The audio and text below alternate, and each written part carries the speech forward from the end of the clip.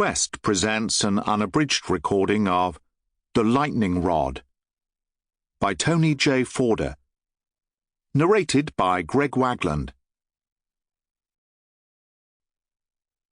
Chapter 1.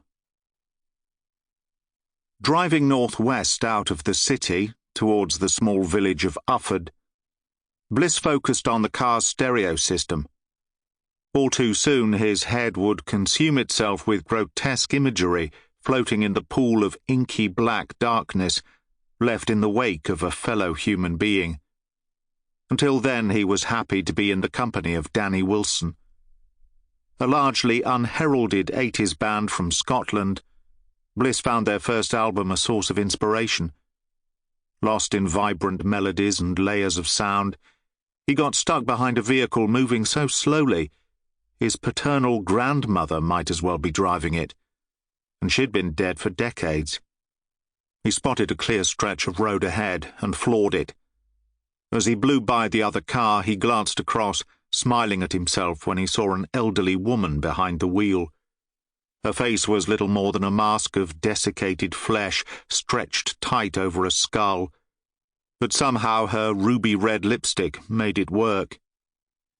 It was unusual for Detective Inspector Jimmy Bliss not to be somewhat inebriated at approaching 8 p.m. on an off-duty Saturday night. But he'd started late and had put away only a single beer when Penny Chandler called. Attending the scene of a probable murder-suicide was an unappetizing prospect at the best of times, but when she mentioned 3 young victims among the dead, it almost brought bile up into his throat. Not for the first time, Bliss asked himself how many more scenes of extreme violence he could visit without suffering lasting emotional damage. As had been the case more often than not in recent years, he reckoned there was no way to unring that bell. During his brief exchange with Chandler, he had wondered, but hadn't inquired, why DS Ollie Bishop wasn't taking responsibility for the scene, given he was on call for major crimes all weekend. Until recently, Bishop had been working his way towards promotion and becoming a novice senior investigating officer. He had, however, decided to detach himself from the promotion program and at the same time withdraw from the role of acting DI.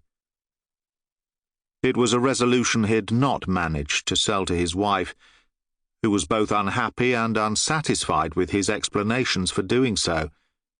Evidently, she reminded him of it often. Sample complete. Ready to continue?